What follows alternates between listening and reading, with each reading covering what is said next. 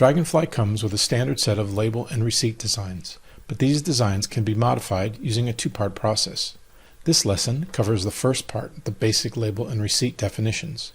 The second part, defining the actual layouts of the labels and receipts, is covered in the setup session on label and receipt layouts. In the context of this lesson, receipts refer to the receipts printed with the store's receipt printer. Watch the setup session on creating documents for instructions on creating full-page receipts. The Label and Receipt Definitions form contains a list of folders for each application module.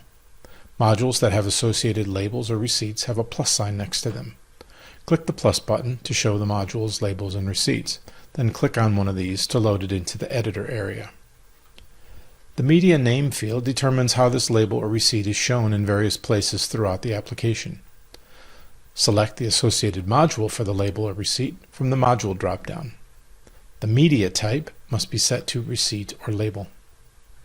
The base data table determines the database table where most of the data for the label or receipt will come from.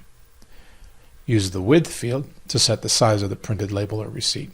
For labels, enter the height as well. The layout of data on the label or receipt is defined using the Form Designer. Select the appropriate layout from the Label Receipt Layout drop-down. Watch the setup session on Form Designer and the session on Label and Receipt Designer for more details. The data that can be included on the label or receipt is controlled by a data layout. Select the appropriate data layout from the Data Fields Layout drop-down. Watch the Tech Talk on data layouts for more information on how these data layouts are created. Note that the choices available on both the Label Receipt Layout drop-down and the Data Fields Layout drop-down will depend on the values you have selected for base data table and media type. The remaining fields allow you to select images to be included in your label or receipt. The image files can be stored on the workstation where the item is to be printed, or on a shared computer on your store network. Click the search button to find the image files to use.